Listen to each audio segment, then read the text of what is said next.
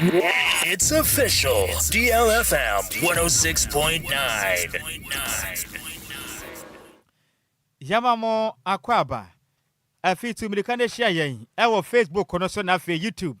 Na kasebo no yemfa emu nchirimu ankasa emfa esemo. Na yensha kasebo na se emfemfiri Savannah Mantamnim. Na awrahosama abeto de kasebo pron so a asemwe ebubu akoma ene sei. Ukopie mu ewa Savannah Mantamnim ahinkura. Kuro baako ayedi adaso no ene ye community no baako ye frɛ no eye hunger line. Na sa hunger line ye bro no baako e woda mango. Na mekese no abofra bia chese oni awo no foforo kra a enkansu. Ne maame atimi atam abofra no ene ekirade ne nyinada atimi edna koto. Bora ebia eno no ego da mango eho no ma in fact abofra ne da ho no na otietia musam. No dansini a ohun de esi nyinada ekiremu a oho no na ohun se sumina no so na se bola no so no obi su abofra bi su sa ne nga sa e bola no so no se ne mame pa ni nkohwe adekode a esu bola no so sa ampani ampa ninuane ampa okohwe ya abofra kete ena border de a aya na kasi di besi honom ma manfo to nwura de gumu ni pi ena si honom a chese batan etma ya abofra ne de akwa hye ase ton na manfo de bola e de agu abofra no eso abofra hye ase na otietiam sam na madam Saka Ladia oya principal environmental health assistant on the team ekopie mu honom kohwe bebia abofra ne da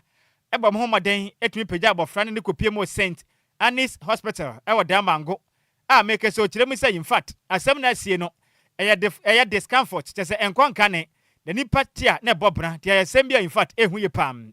na wo kirema de asi no na nya de anka esi kura fi very disturbing ehu pam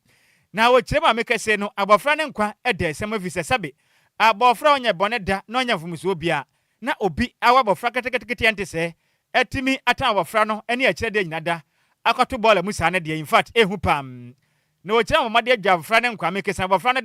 da mangwa yere sabe a wonom ehwe ne so na midwife a owo eye St Anne's eye hospital wo da mango ne den ade den bajo ejemre ene de kase wato twen koma na wo kirem so sesei de yakopa ya dom abofra ne ho ye pa wonom gusam na abofra na akopie mu ewo intensive eye care unit abofra yi wonom ehwe ne so a abofra won kwa mekese de bibia ekonka ne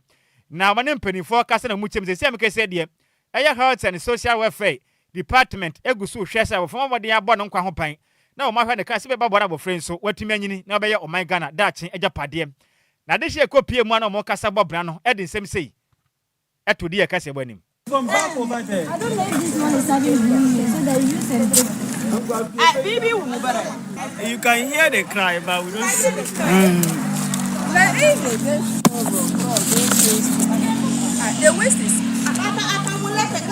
The waste is too much. DLFM 106.9.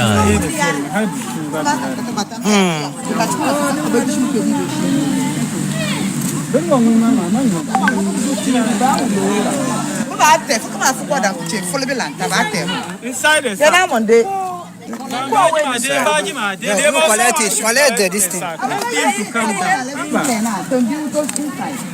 the baby inside the sack.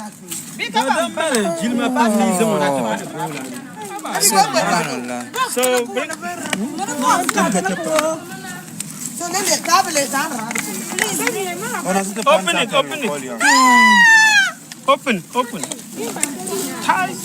Kevina.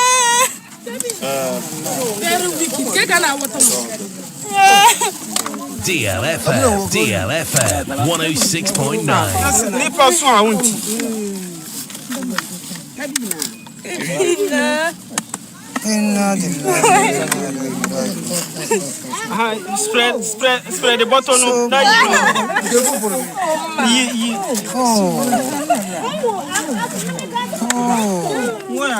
friendly. Yes, sir. You friendly. Let's send the child to the hospital. Let's do fast. Let's fast.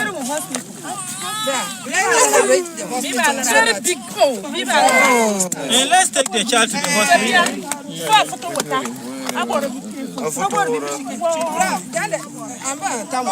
Let's pick the child to the hospital. Senior, please help us. Let's send the child to the hospital. No, when we get to the DLFM 106.9. one of the ladies should come and help him. The ladies get out to the girl. Please help us. Hey, Eddie wa mayimu. Enti dede ya wuti ye eya de shebo mode bo nan. Eko pie mu a abofra kuma kete motofia na maame afini wa no foforo. Inim de kan ne se be ma ne nanje. Ana wonya obi amoa no watimi ago etuma pagya abofra no. Edna kwa akoto borem se wo mpa biu me ye de bora kura sumina gu no so. We ne rohosem a asi ewo damango savana mantanim ewo tifide mantam a yaman boni hudi yaya ene de amanibo we efri upper west mantanim na odenkra we dia ba make say savana mantam de in fact de asi no emo ena tumiri kapa na bla Facebook no so DLFM 106.9 na wo ba bia in fact said the video ne tie no ehu papa be he ball ade ne said the tie esika de asi ni o me ngofasefo na asa kom ho bio hwade a o maye me hu ye na o sekre agumi na babu frakitu o di na hye bottom chese wa cheche na nka nche bia na hye bottom se obia I mean was dwa banche na ode ne hono na agu bottom ekwa akoto aguo na watumi afro ball ade na won se we no eye tank na ya cast nde kwesu a ye de ball na gum ni bi ena watumi na akotom na manfote kura de ball na agu abofra no so a we nya abofra na me na fa afi na ote abofra yi su na dofo bi te ya enkwaku na atwene kwa me pa cha tumrika na share on Facebook and afi YouTube no so a DLFM 106.9 wanka be babo ani akwa ma wate be hede ye kwaso o manyim se watimi anyinsen bo so me nkron na wawo awie na wakoto atwene sa de a dade Lumba nyom o se asem we de e pantoma me ho adiri me mama ya ade a mo ye ne kuroma ne de in fact ehu ade ni pani bi je no in fact ehu na wo ka se owu ye no be ma na anje na onyem ye no be ma na anje anti hu se wanje ene kura de ma adwene na me kire se ye den na ye den yu empra twi metumi wo fa sifu aka muntie me wetimi amakola na sho ye ma bosome nkunu wa wo na wi afi na pese wo nkunu ana wo ne ye den ye besre mo wate se wo de wonyima ohu na so hwe na bofra na wo de se ebia wo suro se wo wa wonya hwefo ade ye wo no na fa ne konyanka fie why wo de wo bia fa ne bre me be hwe me wo de oba DLFM aso wo hwe Nhyiraba de fa bofra ne bre me ye beje ne ya hwe no enkoto ntwene yenim da achi de obaye obi na Ghana man kura je nkwa no wato na twene kwa e ka sei sika yanko yanim ye dimofrasi me mo fasifo we yachi a hwe wo de hwe se de botto ne te hwe chese wa chechira na abofra ne kwa chese wa kata anu mpo asa abofra ne kura humi yenye yo ye awurade nyankopon ne patiri mo den hwe se de wa ye no hwe o man yi mutena eden chese nipa na o hye botoma chese botto ne nya ba ko wa fa botto ba ye miensa ana first one de ahye mu na wa chechire second one na say urade nya ko ana mi so de na hye ntuma mu ntuma de ne ma chechire ne ho nyina se lebe yo be wuntem chese du ba bia wo fa na homi kura nya yihwe abofra kama sei hwe bofra kama sei ama Ghana mbe den wo mi wiasim abofra obeye Ghana dache wei obetuma be Ghana agenkwa sisi ya me adom wa mfiri mu ntie nyina mpa ye nta abofra na chi na abofra nya we nya aboafo ye bom mpa ye sempanifo mu sem go bi o me nyina nka ye ho na abofra we ye mpa na chira akwane ye nyina ye mboa no because ye ma me ne de watopia fagyan ye hu no ye guso hwehwe ne yensa kana na be hu ne de bibi atumisi sai se bebo ye be kwa probonti no maka chira ye nsem hwe ni hudi ya so on chinchini potem ho mfa kamera nkita ne nsem onko afie wote se batan bia ofoforo bia onko hwe no on kire bia na ba no wanti bia hu a ye che na ye hwehwe mise bisa ne de ha na adwento ye sa ni mo be hu fise se wadanfo nim se wa wo aba na so hu akwala ne dia ende ya ye be hu nipa ko me wura ho pa nya se news na se ye to aso anke se ye pon me wura ho pa dia mmofra se ne ye ne tete too much sika ye nto akase bo no so Yentoa kasebone so na trotro bi abomodin abo kada rider bi akum no ewo tetegu ewo akraka so highway ni so na obo ni wie yemponka wonjina na komomodin afo kada rider yi Enquires sabia trotro yi abomodin adwane afiri hono ma yehu trotro ko abomodin abo kada rider yi nesi endra da ye numre be ye no nsia mu honom no ana chese kai mrika tente pawo dipa anya sem keto ndi obomodin ade kobo kada yi mu a okada rider yi abomodin atimi atona nanom ewo nsia do na passengers ana o kanim de omo no hwan ye wom prakeke ana mu pra ye driver ne bomodin ade ye passengers yi ede call ye no match so ja ye okada rider no eto honom na police fo abomodin atimi akwakofa emu no ede akomochi honom hese eye omo mu prepare ye ne so omo de ombekọ eye ayaresabia na saa okada rider ye owu ye omo ne omo ye adwuma ne chiema ye ade obo ne homodin ye papa no ye adwuma ewo ye motorcycle transport business and wo ye old barrier eno wo ka so akwan no omo chiema ye ade a obu ade no bre ne ho ase ye panta ye omo ya se eye trotro driver ye timi akum eye nipa omo ne ye adwuma na ye omo ya pa omo di areho chiema se ne asine de chese shock pa de omo wom esan sa de ntina abebo okada rider no watimi atu ka no wakono agya nipa na to onom se onto anananom ewo nsie do nti weni nsem efiri ye tetegu a no wa kraka so highway ni so yanto akase bon so yemfa ntufa efiri krabo premantam ka so ne fa ni fa nkyere mu ewa sante mantam no emum na Ghana fo nyina beka ya aya busumi etwa mu metro sana abosome no ne da na etoso enson emfempi mienu ne aduonu numu ene nya ne nte se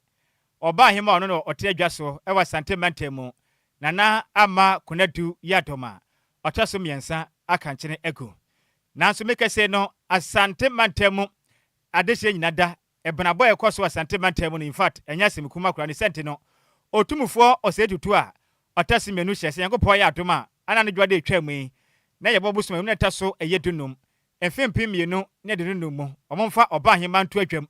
na ne omomfa ne nto empaso na adehye nyina enkonkobo omani akwa homa na omani asante man nyina entu ensu embomum na mekasai emperifo de nkata aba bonten se enedo ye yawade no asante mantamu eho mu nyina enta din maye nte dede obi ankoye de opewa asante mantamu dabi every say oba hima nana amakunadu yatama atasem yensa edempam ti ene ne de twato a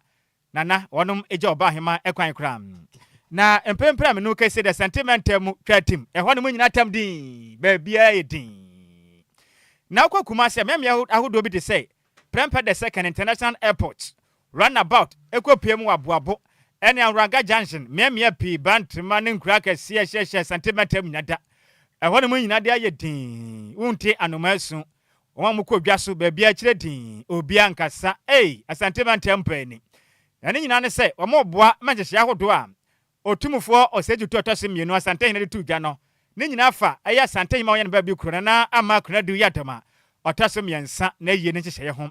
na meka se ne nyase mukuma ne na oba hima to asi ene empenifo fi ebomade yakopie mo na yie na ase a ene nyase mukuma kura se nipa edi ho no matrenteni ene esom ahodo mu mpenifo akọ amanyofo akọ meka se nso mo ka biewom ene corporate bodies nyina akobi efe nso omuso mbomade aya atwuma ewo man Ghana ya sem de ba me charge judicial service na ko ahomambo ko nsu akoma mo ya adwuma wo bank sika kra bia hodo nyina ko biandra na nika pam na meka se no na matren konjanso akopie mu ministers mesi asoafo hodo nyina kopie mu mensini kra chene kopie mu endra wukuada ne mu odepa na ye hwe ne mu se Ghana mampeni pam oboada John Dramani ma kopie mu bi na afi nso aka ne Ghana mampeni na adodan kwa kufuad na bedi akire Dr. Alhaji Mahmoud ba kopie mu ho no menne dwumadie no etimi akonka na meka se no oposi peni ono ana okasama posi fodo mo asantemantem DSP Godwin ehyayo akase kiremu sei yanka nkyira adehya mo asantemantem mo bia mfatuo nhyanisem kodise hunu efrise ina parliament mu wa asante hima bia mo ye yie no wa wonim na obakita eye local gun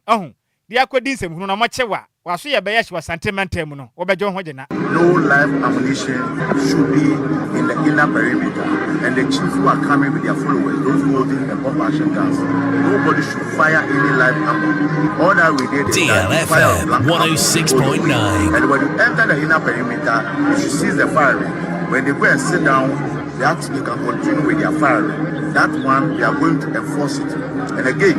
when we see you holding a locally manufactured pistol, we arrest you and put you behind bars. Because locally manufactured pistols are not allowed. It's an illegal DLFM 106.9. Yesterday, we saw 1 or 2 people holding locally manufactured pistol. We don't want to see that again today. That is the directive that has been issued and the statement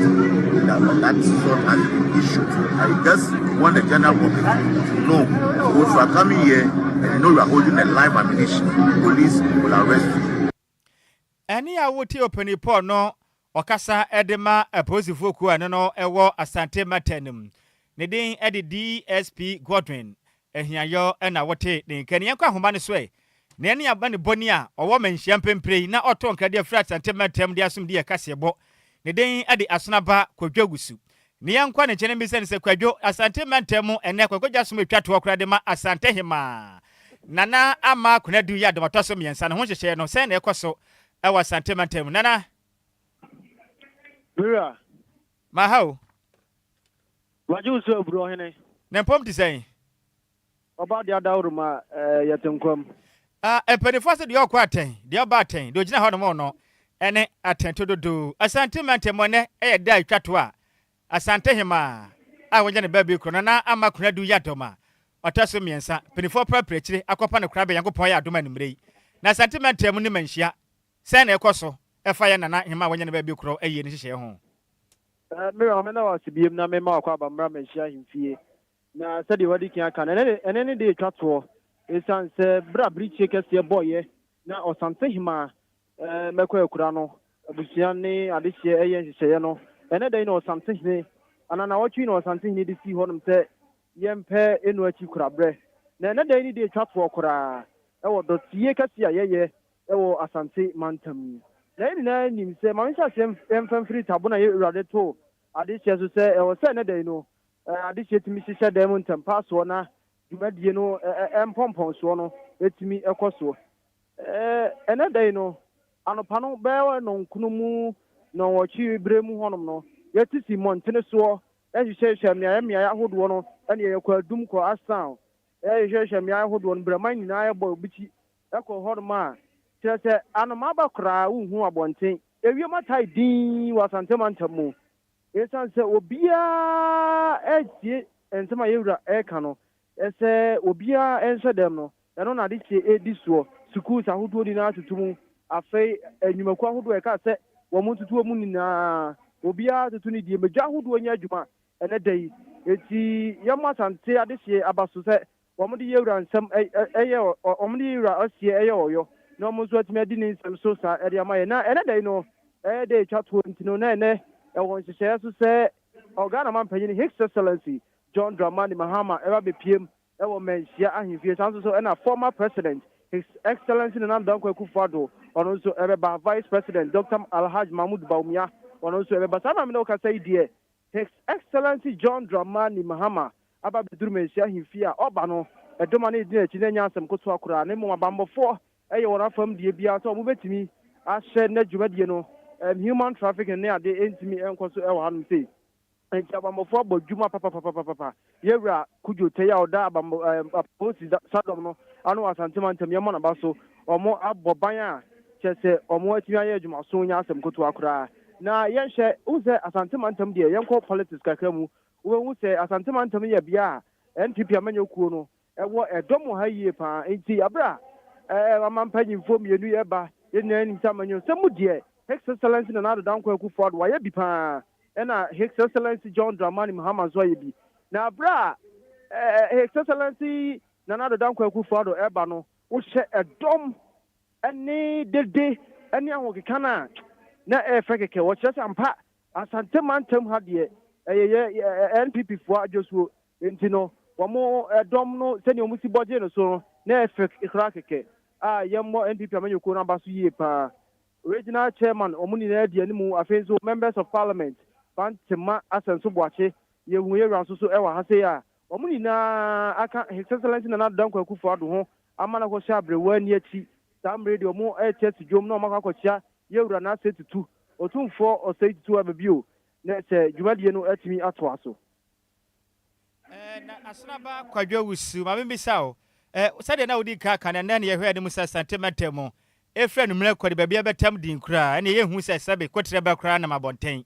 sanse hye na said odi ka kan bibia to din a ade hye na obi atumi adi so na wonam krom a amanfo wote se amanfo compare sense hye na aba no ha wo ma na akwan bi so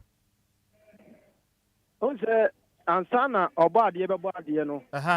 obo wie ye yo wodi si ye si biodie mu odua na wodi esi ni peti so sure ne say nti se yewura na am ye baabi tie nti se yewura se ye na no kwa se me sa santema mo obi ani sheka nti se yewura na aka se ye na eti we no nye se ebia obi bibi kan na so obi ni and even wo hye se de medical aka no pa no wo hye ahokeka na yewura kra hye de na nke se anwumra no be no nsum ho ne ehia abonten a ebe ye hu ama wo na so no anopai wo hye se ni ne kuroma se tai din na e kire se asante adehye e di yewura nsem so a bibia betimi akọ wano na je se menwa meye no matia madam ho so ne kwasem all right nti Asnaba Kwadwo Sammy bedase kosoafo ani di akire bu apro na numre se besa ba nchen aba beje de beto benkuni ni fanyina all right amani boni otonkra edi free asante matemo esum de kase bo ne den ede Asnaba Kwadwo Sammy na wote sei niam ahodo a ekoso efa asante ma wanya ne ba bi kro ene de na eda twato okra na ye hyehyeye no omode eja ne kwan na ama kunadu yadoma otaso miensa na ye hyehyeye ahodo no na wote sei ode ho ama ne bo ede asomenti sika ukọ Facebook no so DLFM 106.9 kofi fa videos ni bi gusu na Ghana for me hwedum se ba bi atam din kire din kura o kire din esa mamla no emu odu unsuro hwe kura mamla de obesuro ya pa ma sikurom na hwade sentene maka kira ahemfo ne se mo nyina nyere mo ho na obi ani ne ho ni na sa ahemfo no sore brane ya Ghana ebe ye o sa ahemfo no sore na mra so de ye adwuma wone hwan nti omo nso de mame bantama de no mame bantama de ne hwe ohima mfoni na ebo ho na efe pa na ahema in fact o hwe na ahema pa urade onipa oba bi kwa mpa o Adjoa sa unim kuma kakra minim ho kakra ehfa ni aha ye bantama aha eni twaguo no tese ba bia din hwe unhu ade hye kasante mantem bantama pa by this time mena me ka kire ba bia nka traffic kura che dada eso me ka se kire din wo ye be ma pie ni we na kire tumi a ahemfo no Nyankopon di dua wo mu those days Nyankopon no de ahemfo ne bu man nanso ene no de ahemfo ne asofo ne bu man ne e kire din enti asante amina asante ma ya de nyame nhira mo ma ya de na Ghana fo nso ya de because ni ba wo ho no mu nyina no nya mu nya na ya asante fo me ya pi ne nyina akobu mu tie nyina ya de na me boa ye na ya de se kra ye wa ha se ye pon ye beko ye be fa wi mi hyen beko ye mfa fom de ye beche nti ye pon amene kofi de ntimi mfa ne nko se de ya no be hwe akiri ntino sika ye nto akase bo ne so Yanto akase bone so na Minister of Foreign Affairs Samuel Kujeto Ablakwa de abetudwa echemu se oman Ghana ye nda eda ye nimni de enche ye omo wo US mountain so no ye bebo eye emu aduanan amomasan so aboman Ghana no de nsemi editudwa wa bra ye dom kuma momra shebedwem echemu se adenti na ban edi kanji nipa eye dunan ya ye bo omo ede bae na chese eye nsem omo ka omo ewo mra shebedwem na nya ade a ban no eji etumu we no di tudwa na ochemu se aban ji omo ji tumu na ya ade a MOU fo eye hye omo hye no omo ni US fo ana edi so omo de nya ade omo de omo nsa hye bibia ase no ne nsemchofo etwetwe nkomo endrada eye obobosum ne de to so eye dunsun ewon fimpi mienu ni aduonunum ni mu na ye Okujeto Ablakwa di tudwa na ochemu se enche eye Ghana fo aduanan ne de yade omo besan so aboman Ghana mu a omo san so eba abeka ye hu no chemu a Ghana fo gina si omo si no ka ho asem no na chese o hwese ne yade omo wo US ne fem ha adwen a wo so omo bomodin no mutimi eba oman Ghana mu bi odin sem say edi tudwa.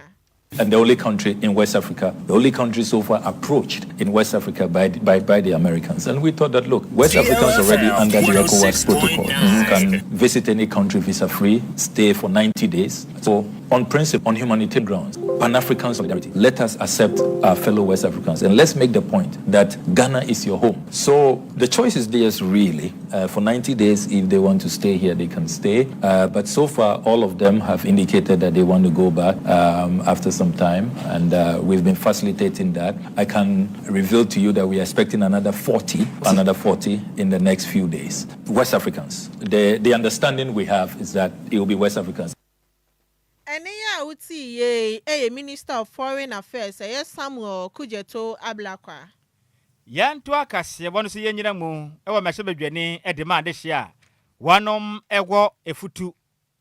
ono krase na opie mehebedwama oyedom kuma no panu tini ne den ede onimnyamfo Alexander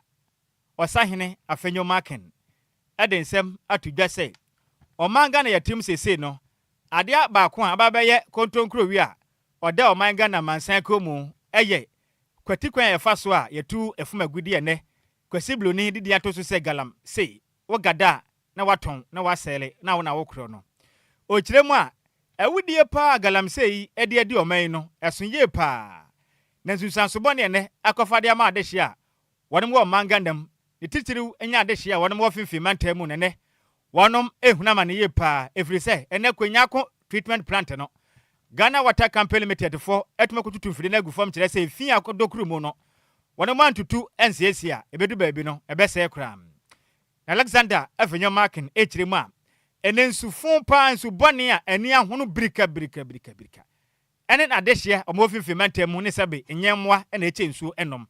na ade ye no ane se no man amen na wo kirema ne Ghana ma yatim sese no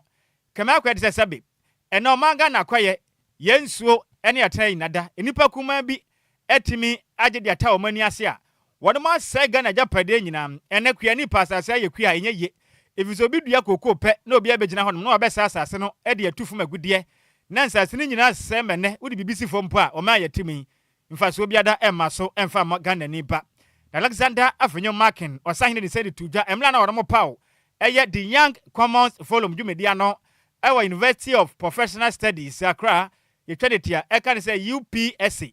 na Alexander afenyo marking echire mi se yan kancha de sha wodomo omanga nam se ukopiem afutu ma se bedwam ho mpatem ho no ma ye afutufo amane hunu pa gomwan ne mpatem amane hunu wo munye nsuo no mo wo mun nsuo nyina sei ene eye treatment branch ne mpenefo adum nei enti so menye nsuo anoma aje saka bi fire bia a chiri du nsuo ba aso manya nsuo ne bia timnyato na onimnyamfo Alexander afenyo marking echire mi se osra Ghana mampeni pempen wasini pen Ghana fo atumi de tumi de ahya wonsa so mampeni enti Ghana mampeni ehwe benkum ehwe nifa for Nancy form na ye biribio na Ghana fo galamse ni kum Ghana adehye kese Ghana adehye mane ye hunu wonsuo ne kua ye ho no ha adwenti Ghana mampeni ye bibi o kiremu se Ghana mampeni ba ye wato no boase afa na chache wahye ena onante sesabe na nanom nante onkonanim na galamse ni watu ase o kiremu de adrei eni saban mu ye di Ghana fo hwamonti Ghana mampeni ye bibi na Ghana fo ye hunu amane when our friends were in opposition, they were very loud on their desire to fight Galamsey. I think enough of the rhetorics. The situation is real. In my own constituency, we cannot get safe water to drink because of Galamsey. And I know many people who are going through difficult times because of this. Let us fight this together, else there will be no Ghana for us. This destructive practice is stealing your future. It is robbing farmers of fertile soil, poisoning the water of our children, and destroying the environment you and I must inherit. If we allow Galamsey to continue unchecked, then we are complicit in selling tomorrow for today's greed. I therefore challenge you, the youth, to be at the forefront of this fight, to speak up, protect our rivers, and to insist on sustainable ways of harnessing Ghana's natural resources. Nekwa mo no ono nyamfo Alexander Osahene afenyo marking efutu ma sebedwane echiremu am aban ba ye ade ba kwa Ghana mampani kofade aba na ni ku hunya ne sesebe o ma na yatimu no ye nyina Ghana ye die ne ye nyina ya print no sabane ye ade nya ese yeka oye de ye nso ese ye pemu kan ne tende chire ni senti Ghana mampani akwa akofa dwumade bi dia ba wo mu kirem say ye flagship eye policies ebeboa pa titiri 24-hour economy no o kirem say o ta kire pampe aban ye ne ye oye ne ye dia Ghana meburu menya adwuma yenti enya de bone kura efen so Ghana man peni de ade bi dia ba wo kirem sei obabesiese yakwa nyina big push ebebo ma Ghana akwa nyina mu ada wo sei hwen na Ghana de tu kwan a wehuna mane na nkwanhia so eso atumi ate na fisa dwade atumi abunkam so de a otachire abanyere ne ho na saa adwumade ode aba na oyere ne ho na boa de a Ghana ne benya adwuma ye de a otachire pampepa ono so okire mu sei e de chance mtwefo in respect of the 24-hour economy policy. I must embrace, because if it works, it will work for the youth of Ghana. The fact that I am in opposition does not mean I should poo-poo it. I have seen the policy document. I pray the government will be able to roll it out for the benefit of the private sector so that more jobs will be. For the youth, road meant access to opportunity. I am therefore happy that this government has introduced this big push idea where major roads are going to be tackled. If this is done, it will further open our economy and make Ghana a better place. Again, it is my hope that government is able to roll this out for the good of our country. DLFM 106.9. Any a wotie mashibadwane e demand hia wonom ewo efutu abato mpesu aso ubawura mashibadwam so no na yedam kuma no panutini ne den ede onimnyamfo Alexander Osahene Afenyo Markin na uba Facebook no so a DLFM 106.9 dada na videos no da so ntuba benya bi no wahwe se de Ghana yaye no na pepepe saa se de ye na yaye no na no ana da so no sika na meboa se de yawie no no oma no ye ne na eguso ana ye se ne kakra nkra bla Facebook no tutumlika na bra wate at DLFM 106.9 ye ne ansa ne adwuma yaye no eso aba ne bi aba aso na bribra nte yatidi momra mahwe bi wate tumlika na bra nyame na meka kirew wode unya ba se de ya boye homoden asiesie o ma na ekro no bra behwe bi sika de na ehunu no oh sagalam se na eguso ekoso yensa sa so aba oh emuda ho so aba pa eguso eti na brebra eno no yeti ye ho ase na siese empene be ye o ma ne se dua se ye ne a toje ye ne a ti de mbe bi aye de ewum ye hwe wo no ma ndi sika kase ne yento aso oh yenko yanim Yantua kasebone so na Ministry of Interior e de abetudwa ehemu se Adjoa ebobosom ne de toso aduonu mienu e won fimpi mienu ne aduonu num no e ya de ya fofida e wo manyimu na ye ministry no ehema eno e Founders Day no the statement ebetudwa ye wukuada ana ochemu se ya de a ye holiday no de na nka wo senka ye kwasiada ebobosom ne de toso aduonu ba ko won fimpi mienu ne aduonu num na emom eye weekend nti no mo de akọ eye Adjoa ebobosom ne de toso aduonu mienu nti obi afentu na sumu se ya de Adjoa ebobosom ne de toso aduonu mienu eye afofida e wo man Ghana ma nini na no eye Founders Day no ane ba bedi no chiema eye o man pani John Dramani Mahama eye executive instrument no de ababetu je chemu se Adjoa no of first section 2 at the map public holiday and a commemorative days at 601 no say a yade Adjoa fatu asumuye Adjoa ebobosom ne de toso aduonu mienu eya fofida e wo man Ghana mu nti we ne nsema efre ye interior ministry aba enti Monday ye medwuma o ye holiday wanya bi obetumi adafie ye nkwa adwuma but ye de 24/7 ana meboa Gunia na usiniti ase da bi etreti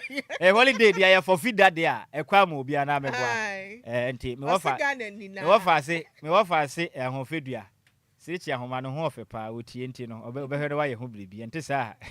manfo be o mangasa be absent o mo from work ana meboa na yankenka adwentene bi amode aso Facebook no so we free na ba Donald Frank and was so here live at the free tema community the aka no amfa tema community pe on matemedase piaga odi abane sunku a o se reswa asante hema nana ama kunadu yadom toso miensa esunku a wasunsa oh nana hema yamemfa kransie Daniel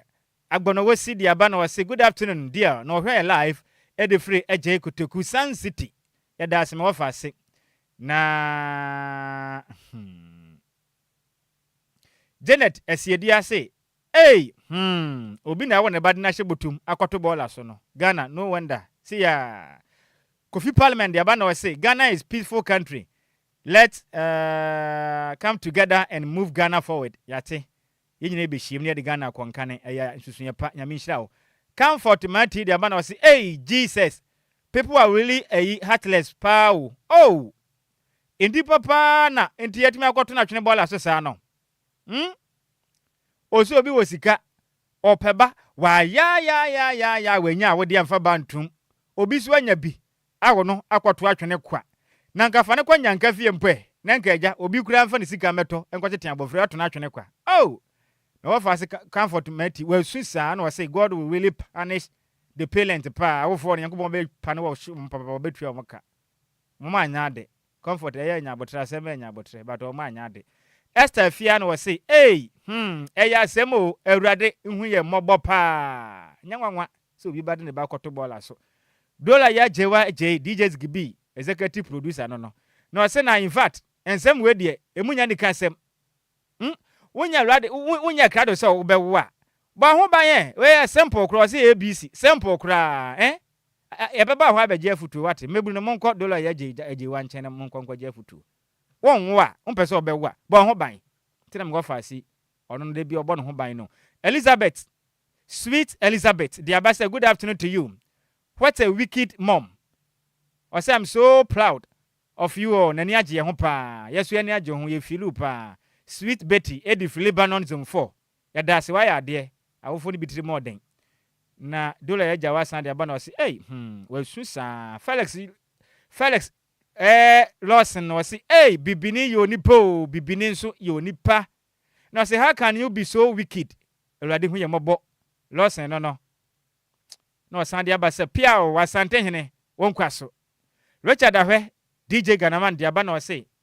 Twasunte eke ye hunsu mponi Nhyiraba Kwadwo Sammy B takwade Kwadwo krum twabe wo de hye kwankron ene Adjoa Agyei Sikapa Dumso Levi ose kasebene mo de sa no manam in fact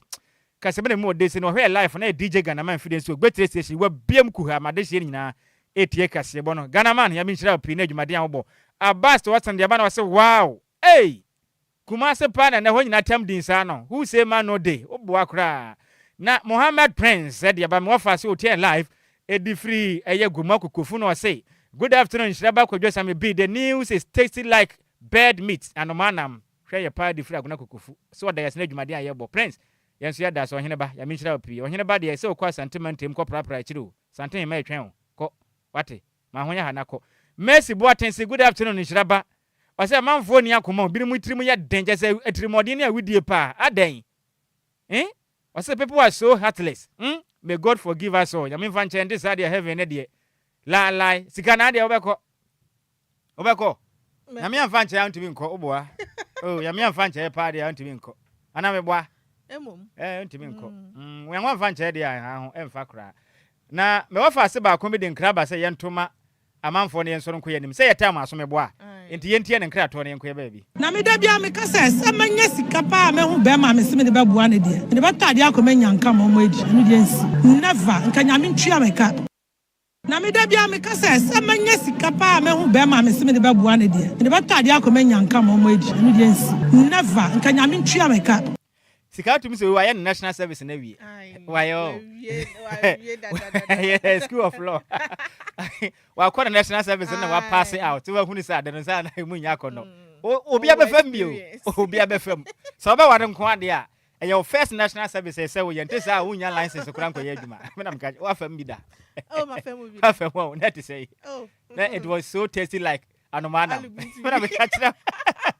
Ghana for kase bo ne ye de asie musemufo ne ye Mace Mabel entry Tomrosi ahon fedua ne trim de sesere kira ma nani abada jejeja Tomrosi ne no tuntum so wio esa kase bo no mo etema yen DJ Digby echinchim afri ne fruma etema yen the champion Taylor Bema 10 gram wini ahon fedua no ono otumi gina konson so tu ko twa mense tu metuduro paye bi nka no in fact ne ho oden osura brobo no otim de otim odi si obetwa se hu odi ekopiem wo Facebook ana finso YouTube makasebo no wonya bi etimi ehwe ye na kenkanfo a ewie yesi nkunwa ne ye hone tia sentem ebesom no edi ameje so eye wo fa takrade Kwadwo krom twabego de hye konkron Nhyiraba Kwadwo Sammy bi ma hoteden ene Abdul Alhaji Twasunte mene Adjoa Agyei Sikapa ana hoteden ene Dumso Levi yes so ahwan na eba na Adjoa Silky one hwan ne hwan sexy journalist ena fe obo wa radio no wana aye den One out toy. na Adjoa na pamfo tenase a Enya wo dia. wo de wonsa kan ye wo den Ebechude. na mra ne wadi se de ye den esie pepepe na Adjoa ye obi a mfa ne fans ni agro tumi sakọ from sa na wahura ami wahura go so na wapete na ye yakro no ma ne fans na oba Achire mu hima fifi mu hima enkacha hima radio mu ya santua Michael Jackson sebale de beka ne se den papa no me hweso wa ha me hwe se wa ha na ma seba se den papa no eno no na Adjoa Seki ni na pamfo na besomo program ne ye diara wadwumadie o ka se vre wi free ha pe wa ha ho fisensem na e ba ne e pantoma e mamu nyina mo ene tia ade hye luck is everywhere for everyone.